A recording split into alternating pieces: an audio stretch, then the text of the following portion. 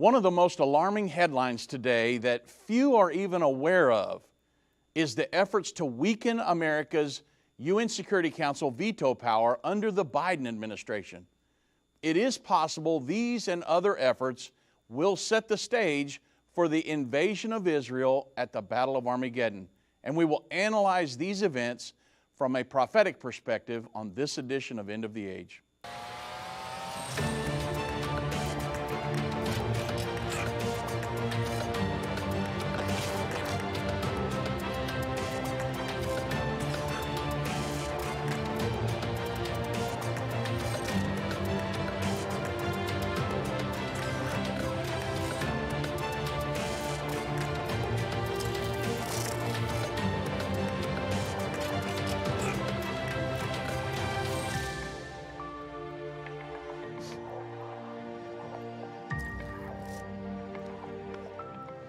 Good afternoon, everybody. I'm Dave Robbins with Endtime Ministries. Thank you so much for joining me on this edition of End of the Age.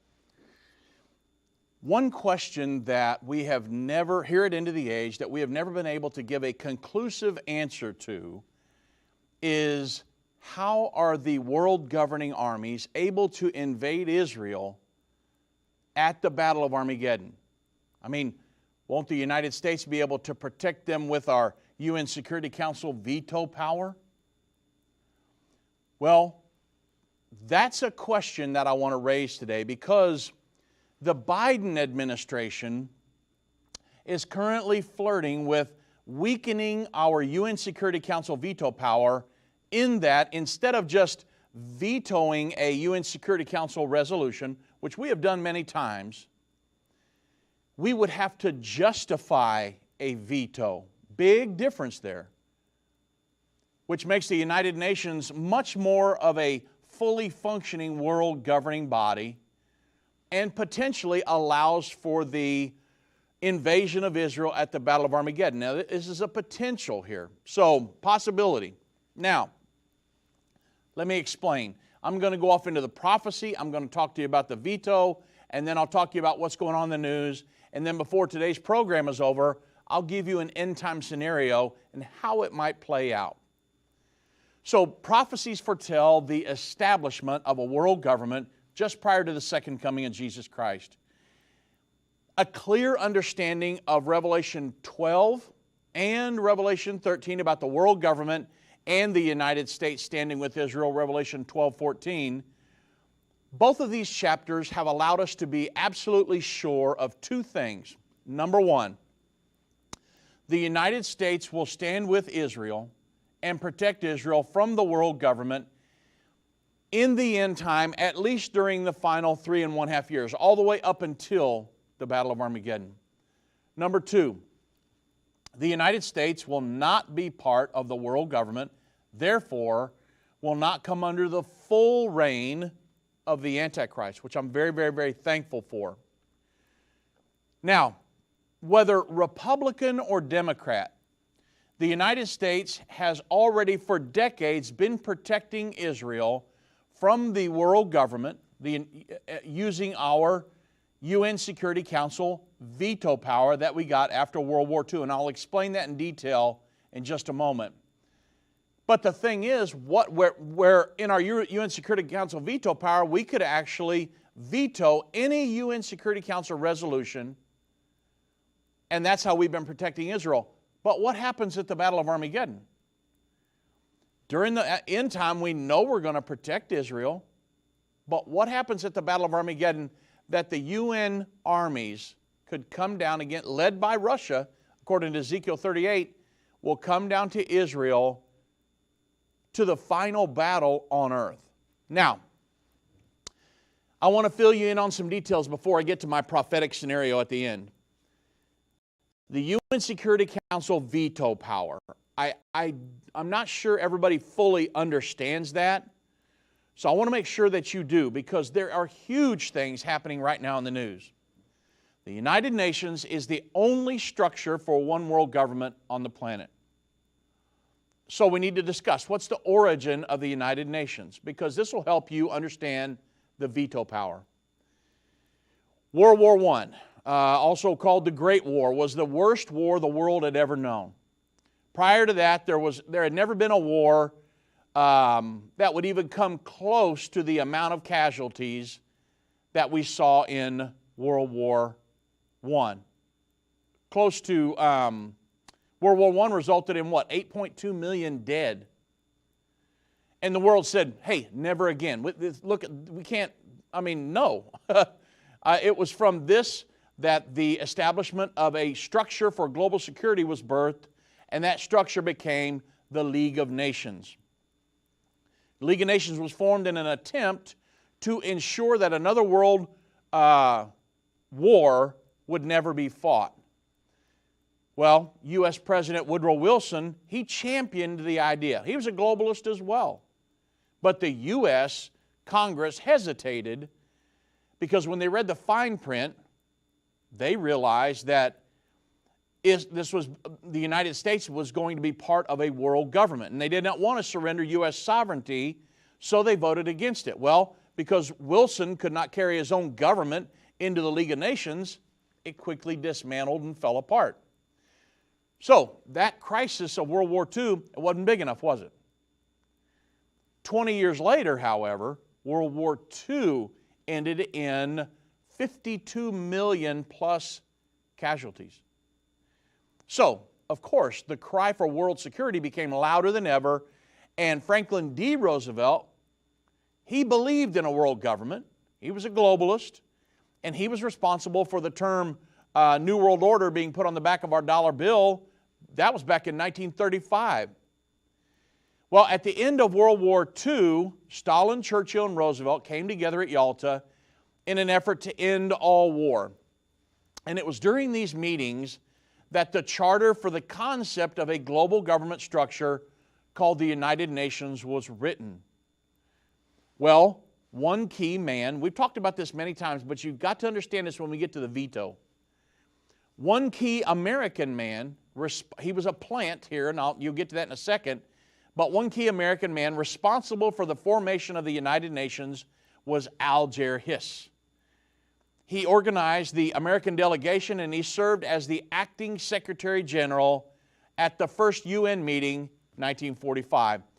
Alger Hiss also served on the steering and the executive committees and was charged with the responsibility of actually writing the charter.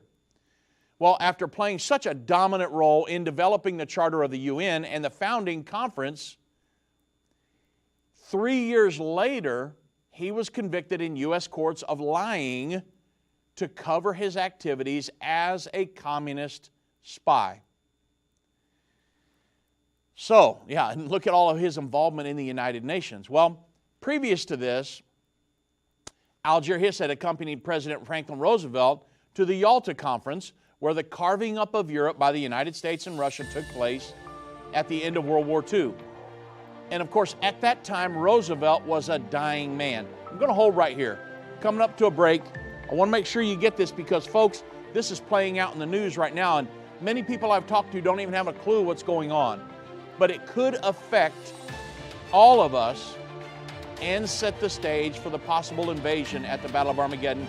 We'll get into it deeper on the other side of the break. Right now, there are tens of thousands of Jewish immigrants stranded in Ukraine as Russia invades city after city with no regard for human life. 3,000 Jews are ready to return to Israel today. The need for evacuation, shelter, flights, and emergency housing, nearly $10 million. The Jews in Ukraine need your help. If half of you gave just $250 toward this need, it would be met in full today. Please consider giving to help Jews safely escape Ukraine. To give or learn more, go to endtime.com/Ukraine or call 800-ENDTIME. That's endtime.com/Ukraine or 800-363-8463. Hi, I'm Judy Baxter. When Irvin and I got married, we didn't realize that our calling would be a prophetic ministry. Since we started Endtime Ministries, there have been many times We weren't sure how we would pay the bills, but God has always provided. We started with a magazine, then went on radio and TV, and now we have the Jerusalem Prophecy College in Israel and online and End of the Age Plus. The mission has always been to reach people with the gospel of Jesus Christ and the end-time message. Through the years, my husband would say, we will see revival like never before in the last days. We are living in the end time now. Thank you for walking this journey with us and continuing in prayer. You are a part of the team. Thank you for your generous support. It is necessary for God's purpose. The most important thing is that you are ready when the Lord comes. Our hope is to help prepare you for that day. God bless you, and we love you.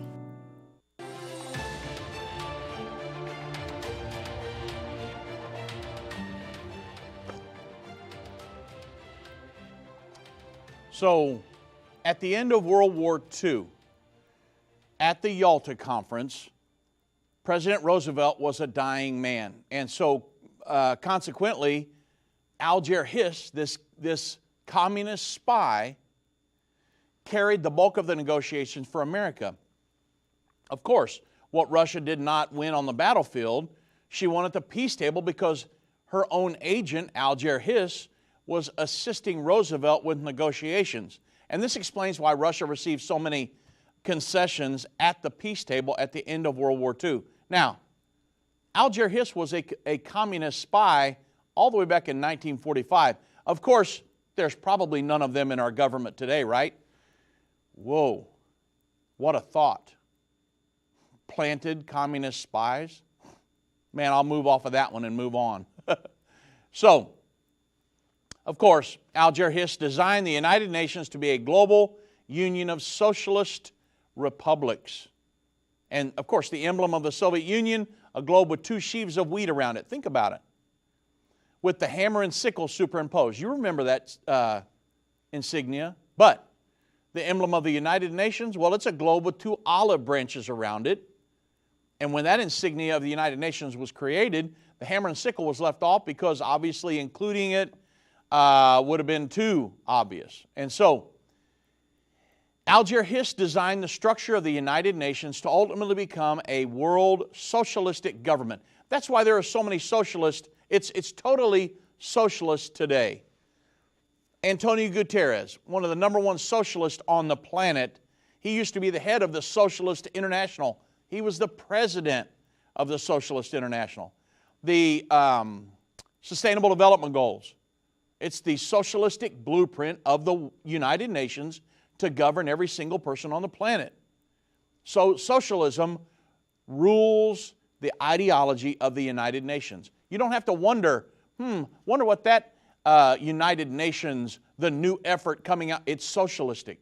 It's all based on wealth redistribution. It's what it's all about, folks. Control at the end of the day. But they don't have the teeth that they want, but they're working on it. Now, of course, Alger Hiss went to prison for committing perjury, but the United Nations continued to be a structure for the one world government system. Now, after the United Nations was formed in 1945, everything didn't work out as planned because the Soviet Union received so much of Europe as the result of the Yalta Conference and as a result of Alger Hiss's actions that there was a lot of tension. You can only imagine. And for a while, it appeared as if Russia would end up ruling all of Europe and that communism would dominate Europe. Well, to keep that from happening, the United States of America led the Western powers into NATO, the North Atlantic Treaty Organization. NATO was a military alliance to counter the Warsaw Pact or the communist bloc of Eastern Europe. And we're feeling the effects of this today. Many of them, you've heard it in the news lately about NATO and Russia and Ukraine and everything, all the history of that. Well, as a result, the United Nations was rendered largely ineffective due to the Cold War. But the United States was given veto power at the formation of the United Nations. And the members of Congress were unwilling to approve a world government structure unless the United States had absolute veto power. Now, remember that statement right there when I talk about what's happening in the news with the Biden administration possibly yielding up some of that power, okay? The Congress, they were given veto power because they were unwilling to approve a world government structure unless we had that veto power. But if you've got a globalist, a person who believes in world government in the White House, well, of course, they're going to be willing to yield up some of that veto power. And that's something we don't want to happen. Well, when the United States was given veto power, well, of course, Great Britain, France, China, the USSR. I didn't say modern day Russia. I said the USSR. A lot of people are saying that Russia should not have a part at the UN Security Council as one of the 5 permanent members because it was under the USSR, which really dissolved after the Cold War, right? So, but the original USSR demanded veto power as well. The 5 victor nations, all 5 of these were victor nations of World War II, they were given veto power. And they form the Big 5, the 5 permanent members of the UN Security Council. They could veto almost anything the world government structure decided to do. So that's why the United States bought in, that our government bought into that. Because, hey, you can have your world government, but if we've got veto power over anything you do, yeah, we'll go along with that, right? The problem is, what happens if we get a president who's willing to yield up some of that? Well, now we get to my point for today. April 19th, just a few days ago, the Council on Foreign Relations published an article that said the Biden administration is flirting with dangerous moves to weaken the U.S. veto power in the United Nations. Unthinkable, right? Why would we do that? We're the United States of America, the land of the free, the home of the brave. Why would we yield up some of our UN Security Council veto power over the world government? Well, you do that when you have a globalist in the White House. According to the article, now this is the Council on Foreign Relations. I was almost kind of shocked when I saw it in there. But the UN General Assembly is debating a move to weaken our veto power in the UN Security Council, and the Biden administration is supporting the draft. But weakening the veto is clearly against U.S. interest, right? Well, of course it is. The United States has used its veto in the UN Security Council Security Council 14 times since the year 2000. And 12 of those 14 were exercised to protect Israel from biased and destructive resolutions by the United Nations.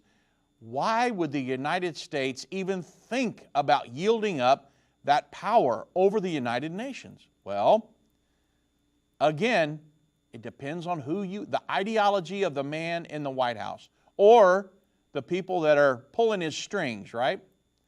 Well, now the Biden administration is co-sponsoring a UN General Assembly resolution that goes down the path of leading to a delegitimization of the veto itself.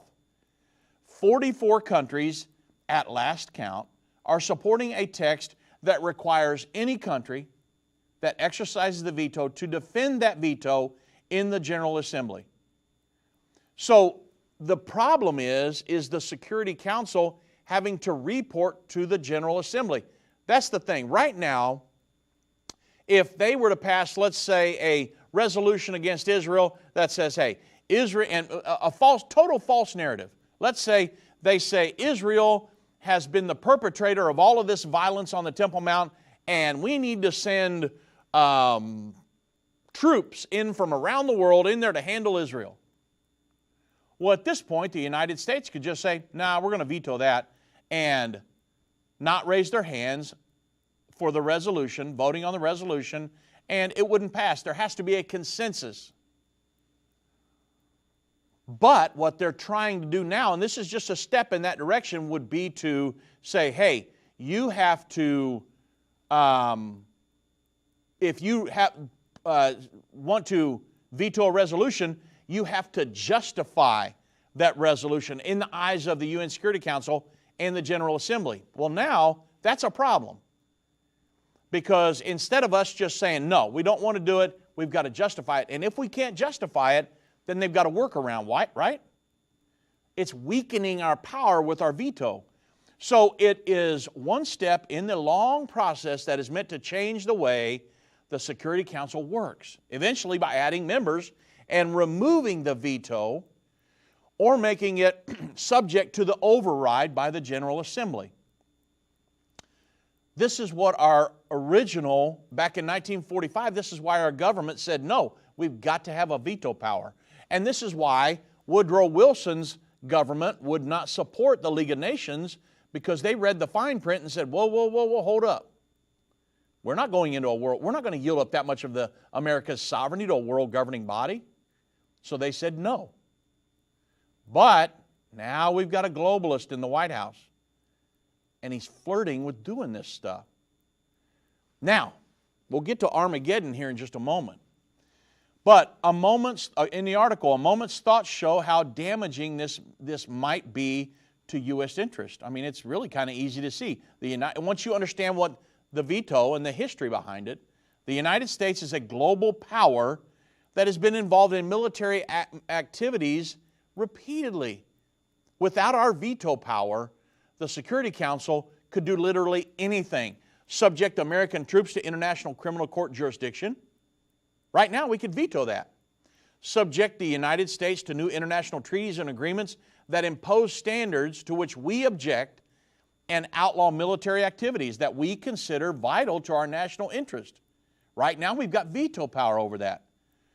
And outside the area of national security, adopt standards relating to parents, children, family law, gender rules that we find objectionable, or that impose rules against insults to religion, maybe, that clearly violate the First Amendment.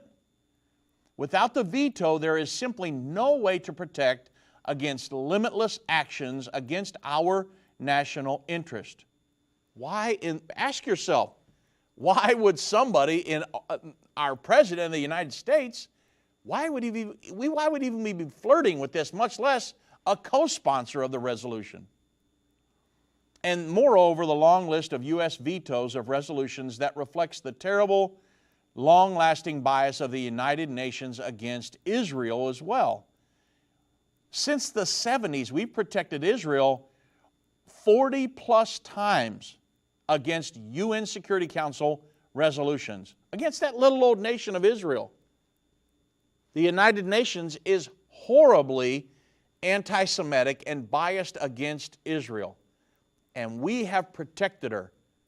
But now we're flirting with yielding up some of that veto power. But if you don't follow this stuff, it can go right by you and you're thinking, what is going on here? And then a few years down the road, when the veto power is gone or they've got runarounds around it, we sit here and wonder what happened. This is happening right now, folks. Now, All Africa has said that a move to undermine the anachronistic, or the, I should say like the old-fashioned veto powers in the Security Council have gained traction. A proposed new resolution before the General Assembly entitled Standing Mandate for a General Assembly Debate when a veto is cast in the Security Council is an attempt to undermine the veto in a move likely to be supported by a majority of the 193 member states. As of last week, the resolution has now gained 57 co-sponsors and counting, and there's more and more. This was last week. U.S. Ambassador, our ambassador to the United Nations, Linda Thomas Greenfield, told reporters that the United States was one of the co-sponsors of the resolution, spearheaded by a core group of member states led by Liechtenstein. This innovative measure would automatically convene a meeting of the General Assembly after a veto had been cast in the Security Council. Why would we do that? Let's go to the General Assembly and see if they approve of our veto. That's going to give the United Nations more teeth, folks. We don't want that. As negotiated back in 1945, she pointed out the United Nations Charter entrusts the 5 permanent members of the Security Council the ability to prevent the adoption of a resolution through a veto, a mechanism that has long been the subject of institutional debate. A lot of people want to do away with that veto. Most of the world, actually. The United States, she said, takes seriously its privilege of the veto power.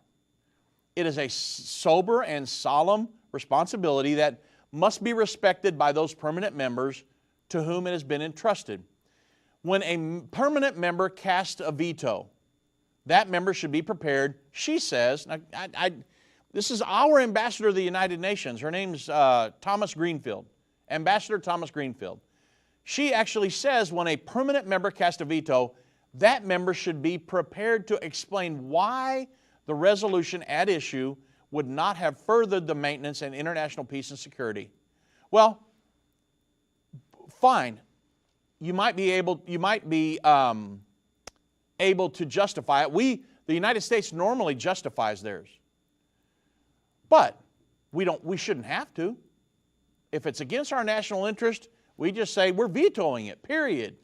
That's the power we were given when the United Nations was established. That's why we signed on. The General Assembly resolution on the veto, she declared, will be a significant step towards the accountability, transparency, and responsibility of all the permanent members of the Security Council, the members who wield its power. Now, in perhaps Russia or China, I might agree with this. But the problem is it will include the United States as well. And I don't want other members having resolutions against the United States, and they've got to run around our veto. I talked to you earlier about some of the things that they could enforce, and we would have no say. We don't want that. We've got to make sure that we're in prayer about it. Whether it's a global pandemic, threat of war, or floundering economies, end-time events are happening around the world every day. How can you have peace in a world of such great uncertainty? With the Endtime magazine subscription, you can gain a deeper understanding of current events and its prophesied repercussions. Endtime magazine's exclusive content and prophetic insight allows you to understand where we are in the end time. It will give you peace when horrific news and events happen. When you subscribe today to Endtime magazine for 12 months for just $19.99, you can have hope for the future because you will understand what the Bible says about the time we are living in. You'll get access to exclusive articles like the Prophesied American-Israeli Alliance, Endtime Do's and Don'ts, and Could School Choice Save America? Subscribe for you or a friend right now. Go to endtime.com or call 1-800-ENDTIME. That's 1-800-ENDTIME. The symbols and prophecies within the book of Revelation have perplexed Christians and unbelievers around the world. In his final work, Revelation, The Unveiling of Jesus Christ Part 2, the late Irvin Baxter unlocks the mystery of the book of Revelation with in-depth analysis and commentary like you've never heard before. These comprehensive study tools, available for $299, will deepen your biblical understanding. Don't miss this special offer. Call 1-800-ENDTIME or go to endtime.com. If your station only carries the first 30 minutes of End of the Age, go to endtime.com and click the watch button to continue today's broadcast. You can also finish up later by clicking the archive button.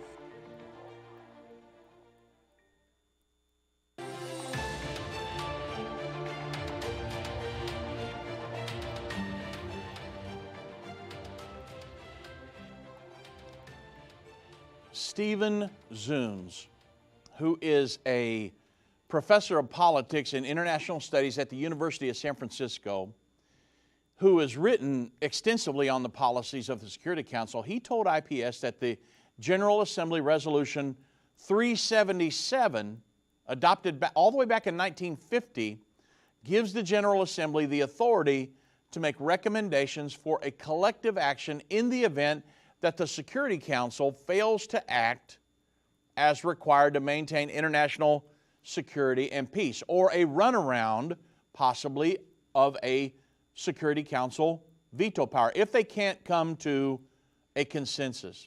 Now, I'll talk more about the General Assembly Resolution 377 concerning the Russia-Ukraine war in just a moment. We're going to bring it right up to today. But he actually pointed out that the General Assembly has invoked this resolution on 4 occasions when a widely supported resolution was blocked by a veto. It was 1950 in regard to the Korean War, 1981, 1980 regarding Namibia, and in 1997 involving resolutions, get this, concerning Palestine. Now think about that when I get to my Battle of Armageddon scenario. So there's some irony in the United States pushing for a more active role in the General Assembly, given that 3 of those 4 cases were in responses to a United States veto.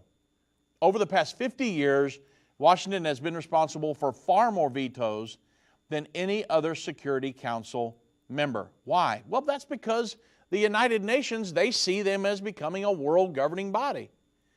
And Russia and China are on the UN Security Council. So why wouldn't we want to veto most of their decisions? So yeah, and the United Nations resolutions, because they're so anti-Semitic against Israel, we've had to be the one that has used our Security Council veto the power the most. Andreas Bummel, who is an executive director of the Berlin-based Democracy Without Borders, I've got a book upstairs on him that he wrote about a truly world governing body with no, there are no roadblocks at all to it. That they would remove all the roadblocks and have a fully functioning world governing body. Andreas Bummel. He told IPS, we strongly support Liechtenstein's initiative that the General Assembly is to meet automatically each time a veto is cast in the Security Council. In other words, it needs to be negotiated or approved. And a veto must be justified. We shouldn't have to justify one. We should be able to say, hey, as far as the United States is concerned, to protect our best interest, we veto that decision. Period. End of story. But that's not what they want. The UN's whole setup needs to be reviewed, they say. Everybody knows that it's old-fashioned. That's the big thing. Well, it was signed back in 1945. Some of these concessions that were given to the 5 victor nations, that was way back after World War II. Now here we are in 2022. We need to revise what's going on. No, we do not need to revise. We need to do away with it, period. I don't want anything to do with the United Nations. The whole building could fall off in the Atlantic for all I'm concerned. We don't need a world government. We need God is what we need. And believe me, He's coming back to set up a world government. But until then, we got to deal with this one. That's scriptural. But eventually, the permanent members, they say, need to be prepared to let go of their veto privilege altogether. That's what they really want. Now, Russia-Ukraine conflict. Let's talk about that. This weekend, I read an article, Jerusalem Post. The UN should implement an armed humanitarian intervention to help Ukraine. Well, how could the UN do that? Because all Russia would have to do is to veto that, right? But they're saying there's a workaround the veto. With the UN armed intervention, the Ukrainians would be reinforced by troops drawn from around the globe. Now think of the implications of this, folks. As the war in Ukraine grinds on, Vladimir Putin has fully exposed who he is and what he's capable of. Now this is the Jerusalem Post article. He does not care a whit about causing massive and extreme human suffering. Much to the world's horror, he looks to be Hitler's evil twin with nuclear weapons, right? Putin craves power through hegemony, and he will not be satisfied by anything short of victory. And even a total victory in Ukraine may not preclude his invading additional countries. Odds are that he will not stop at either the Russian people or until either the Russian people or the international community stops him. And the former is not likely in the foreseeable future, the Russian people stopping him. So the U.S. and its NATO allies have generously supplied armaments and funds to the Ukrainians and impose tough sanctions on Russia. But as the savaged corpses strewn around Bucha and elsewhere in the Ukraine demonstrate, the aid has thus far not been enough. According to the Jerusalem Post article, while such assistance should of course continue, another tactic is also available for use without propelling NATO and Russian military pilots into dogfights. That is a United Nations armed humanitarian intervention organized on an emergency basis. Now, up until this point, the United Nations has been a paper tiger. They haven't done anything to stop this, right? They couldn't, because Russia could just veto it. But the Jerusalem Post article says it is a real option that neither the media nor policymakers are discussing, at least not out loud. It is normally the Security Council that authorizes this kind of a measure. But Russia is a permanent member of the Council, and they would certainly exercise its veto against the intervention. However, a legal mechanism exists. I'd never heard about this until I started studying this. A legal mechanism exists to do an end run around a deadlocked UN Security Council in this situation. And it is aptly called Uniting for Peace, the UN Security Council Resolution 377. I talked about that earlier, remember? And it enables the General Assembly to authorize and deploy an armed intervention of peacekeepers to halt atrocities and hostilities in war-torn nations. On this occasion, there is reason to believe that the mechanism may ultimately garner the necessary General Assembly support, and that the body has already invoked Uniting for Peace to meet in emergency special sessions and pass resolutions condemning the invasion. This just happened a couple months ago, demanding protection of civilians and insisting on Russia's immediate withdrawal from Ukraine. But obviously, it didn't come to nothing because they're still there. Russia hasn't pulled out, right? So the General Assembly seems primed for taking United for Peace to the next level. And this is what we've been talking about with our U.S. ambassador to the United Nations, where we were co-sponsoring this, that we would need to justify our veto power. They're all talking about the same thing. Some friendly public and government pressure might decisively move the Assembly to do a sooner rather than later. But with a UN armed intervention, the Ukrainians would no longer be fighting it out alone on the battlefield. They would be reinforced by troops drawn from around the globe, dedicated to the deliverance of Ukraine and the defense of democracy. Now, you understand what's going on here. Without a UN Security Council resolution, if the UN Security Council was in lockdown because they couldn't come to a consensus, or Russia had vetoed something, they're saying the General Assembly, because of Resolution 377, the Uniting for Peace, that there could be an end run around that. And in the end, perhaps no better case can be made for intervention than by reiterating Ukraine President Volodymyr Zelensky's anguished, biting words of the UN Security Council, "Are you ready to close the UN? Do you think the time of international law is gone? If your answer is no, then you need to act immediately. Intervention through the Uniting for Peace should now be that action." Now, with that said, imagine Israel and the end time scenario. Imagine, how is it going to come to pass that the United States has protected, let's say with our veto power, or militarily, but with our veto power at the UN Security Council, like we have 40 plus times since the 70s, and it comes down where the international community wants to invade Israel at the end of the final 7-year period. How is that all going to work out? Well, let me give you an end-time scenario. You have to consider that the Sixth Trumpet War, as described in Revelation 9:13 through 18. There have been 2 world wars. The solution to each of them, okay, world government. The League of Nations after World War I, the United Nations after World War II.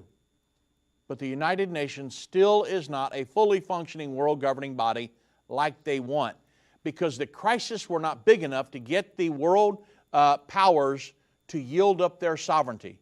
The United States, France, Great Britain, Germany, China, and Russia all wanted veto power. They were not willing to finally yield up their sovereignty. But there hadn't been a big enough crisis yet, right? World War III is coming.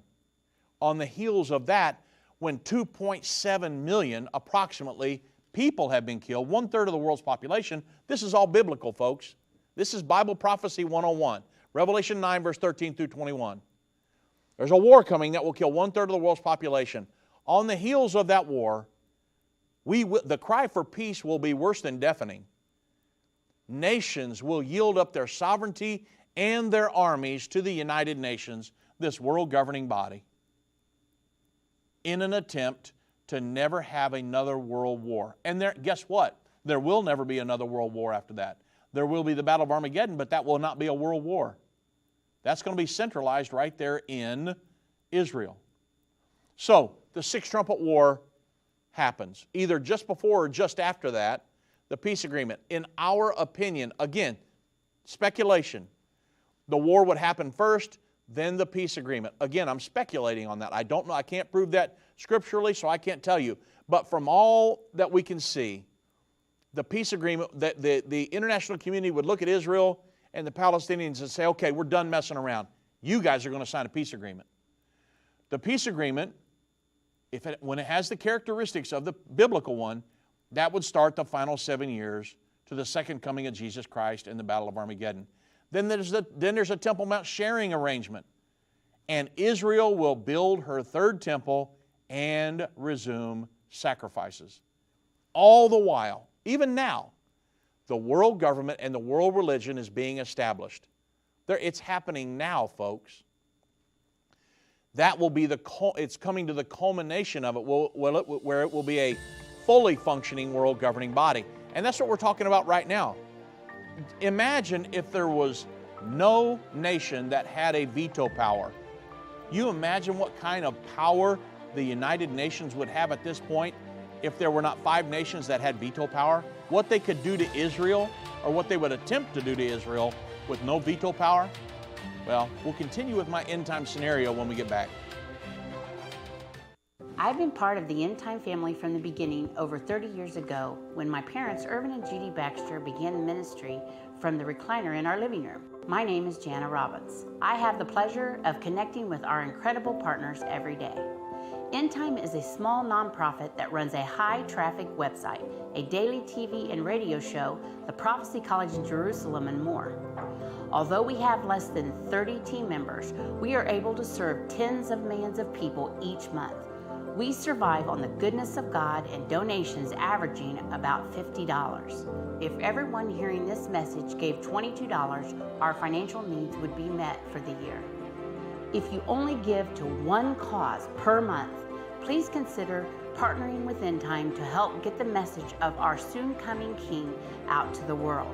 Call us at 1-800-END-TIME to give today, or go to endtime.com to become a monthly or one-time partner.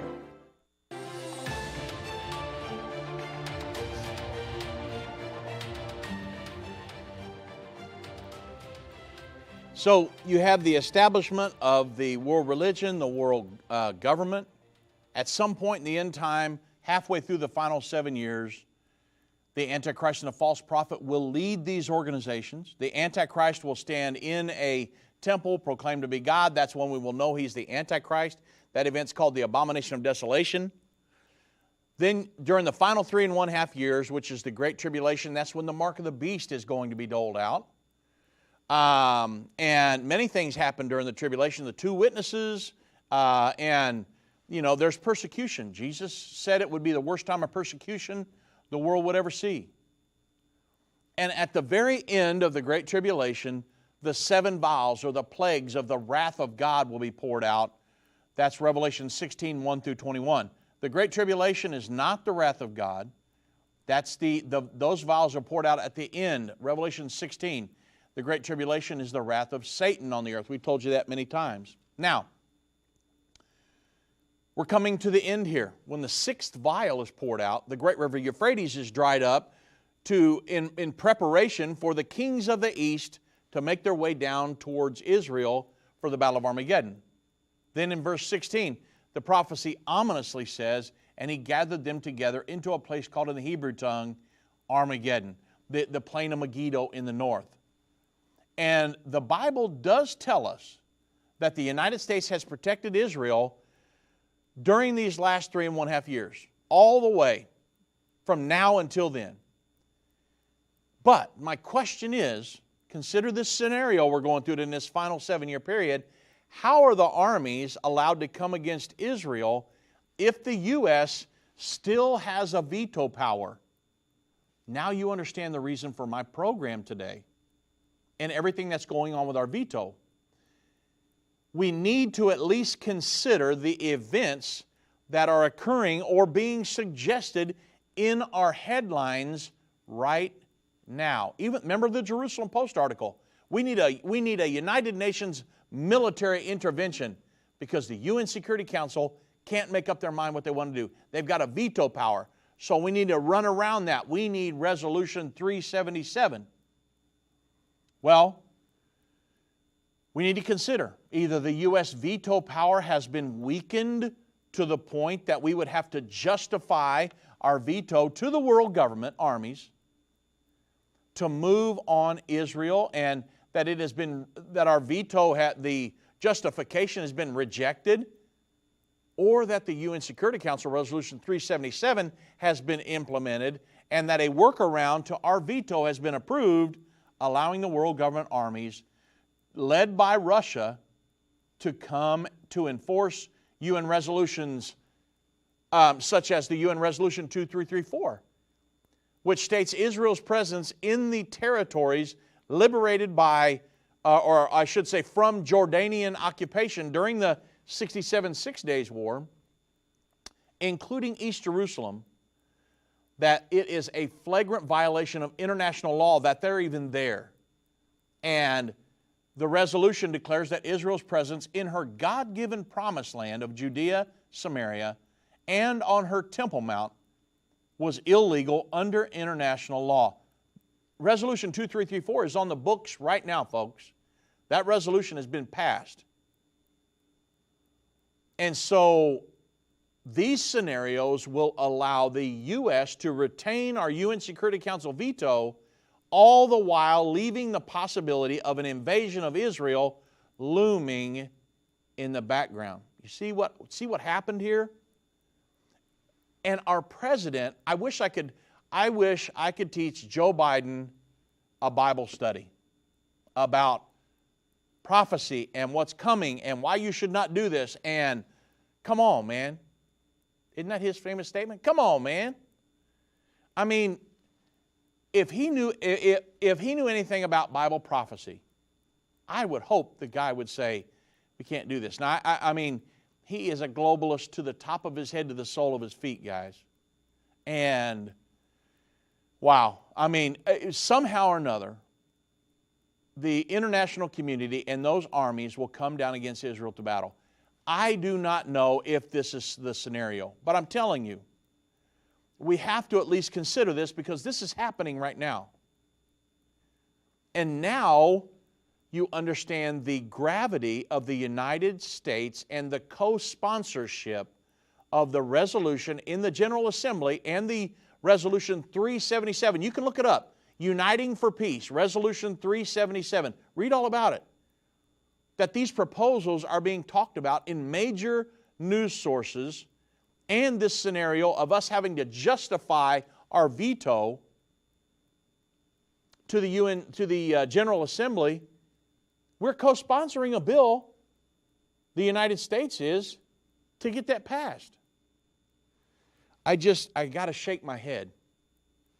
Because understanding Bible prophecy and just if you didn't understand Bible prophecy, the power of the United States over the world government with our veto power, why else?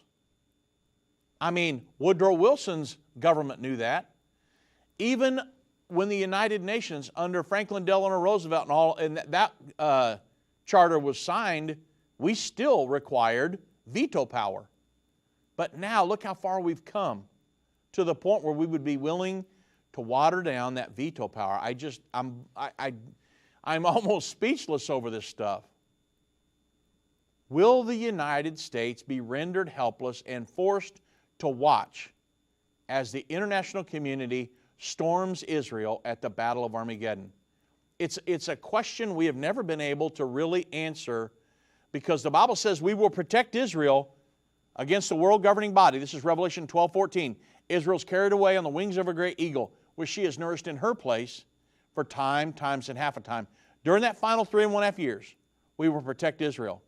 But something has to happen where the international armies will come down against Israel to battle. The international armies of the UN, they're going to invade Israel from the north. The battle will be joined at the plain of Megiddo in northern Israel. Israel will fight valiantly against the world government armies. But the Israel Defense Forces, they're going to have to fall back slowly but surely before the superior firepower of the world government. Where's the United States at this point? I can't answer that. I highly doubt that we would protect her during the final 3.5 years and then join them and come down. The Bible doesn't say anything about the eagle coming down.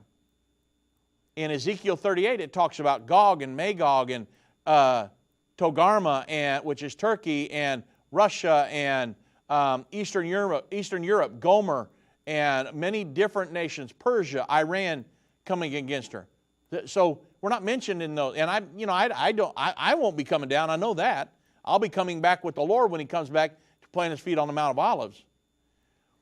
But what about the United States? I mean, I'm watching the news. I'm reading until my eyeballs are falling out, everybody, and I'm telling you, there are many scenarios that are setting the stage for the final battle on earth. Resolution 2334, that's one of the first steps to Armageddon, saying that Israel, in the eyes of the international community, does not have a right to the Temple Mount, folks. In the eyes of the international community, it's a flagrant violation of international law for Israel to control the Temple Mount and the Holy Basin, East Jerusalem, and the West Bank. God gave them all of that land all the way back in Genesis 15. God gave Abraham and his descendants, Abraham, Isaac, and Jacob, through that lineage, the promised land from the great river in Egypt all the way up to the Euphrates River. You understand, Israel only inhabits just a very small fraction of the promised land by God. And the international community, which is driven by Satan himself, does not want them to even have that little sliver. Think about this.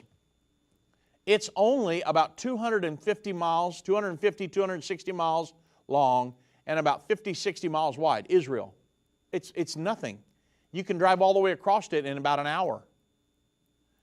And so it's just amazing to me, because the international community driven by Satan, which I know this is all scriptural, but I don't know. I wish I could answer what happens to the United States at the Battle of Armageddon. My father-in-law, we prayed about it. We were researching, and I still haven't been able to figure it out. But we thought that at some point, either the veto power would be taken away, or that it would be watered down to the point where somehow or another they were allowed to come, something could override our veto power, something where they would be allowed to come down. Well, now I'm watching this stuff play out in the news, you guys. And it's happening so fast. Everything.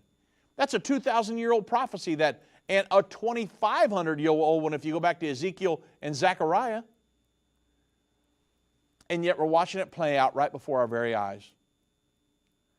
And of course, in the Battle of Armageddon, the conflict's going to proceed. with Israel retreating towards the capital of Jerusalem. After days of exhausting battle, Israel's going to make her last stand right there in the Kidron Valley. I'll be standing there in September. If you want to go with us, call my wife Jana. But man, it's just all happening very, very fast. I'm sitting here reading this stuff over the weekend and thinking, you have got to be kidding me. This is a scenario that could actually play out at the Battle of Armageddon.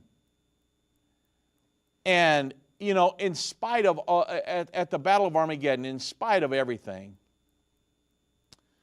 of course, that's when the Lord's going to come back, plant His feet upon the Mount of Olives, and all of Israel's going to come out and notice that they're going to recognize Jesus as the Messiah. And the Bible says in Romans 11, 25 and 26, that that's when all of Israel will be saved at that point. All of Israel that's made it through the earthquakes and the Great Tribulation and the battle of Armageddon that has transpired up to this point. The Bible says all of Israel will be saved at that point. The rapture will have already occurred. They will live into the millennial reign as mortals, and that's when the Lord will establish His kingdom here on the earth. And at that point, all this world government stuff, you're not going to worry about that anymore. That's done. The Bible says the kingdom, this will be in Revelation 11 where it talks about the seventh trumpet, the kingdoms of this world will become the kingdoms of our Lord and of His Christ. No more world government at that point. We're not going to have to worry about that stuff because the saints will rule with Jesus Christ as kings and priests for that 1,000-year period. But up to that point, we're going to have to deal with the world government. And you know how I'm dealing with it? I'm trusting God. I'm not worried no more about the Antichrist than I am about anything else. I'm trusting God. I'm relying upon God because I'm going to spend eternity with Him. None of this world government stuff I'm telling you about is a surprise to God. God wrote the Bible. That's God's Word. God knew about this stuff before He ever created this world. He knew this was going to happen. What is He doing? All of these events in the end time are setting the stage for the greatest revival the world's ever known. The reason I told you this today is because we're just prior to the second coming of Jesus Christ. The Bible says all of these things are going to play out just prior to the second coming of Jesus Christ. It puts a sense of urgency in me. I need to be getting my life ready. If I wasn't serving God, you couldn't keep me from going to a church, turning my life over to God and saying, you know, disciple me. Tell me what I got to do to be a Christian. I want to live for God because when that trumpet sounds, I want my feet to leave the ground. That's the absolute most important thing in all of our lives, folks. So God bless each and every one of you as you prepare for that day, because I'm telling you, the events in the news are setting the stage for these end-time prophesied events. God bless.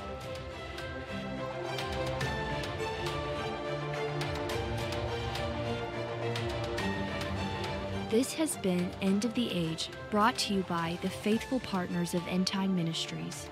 If you're not currently a partner with Endtime Ministries, or if you would like more information, we invite you to call us at 1-800-ENDTIME. That's 1-800-363-8463, or visit us online at endtime.com. Thank you for watching. If you liked this video, subscribe to our YouTube channel and like our Facebook page.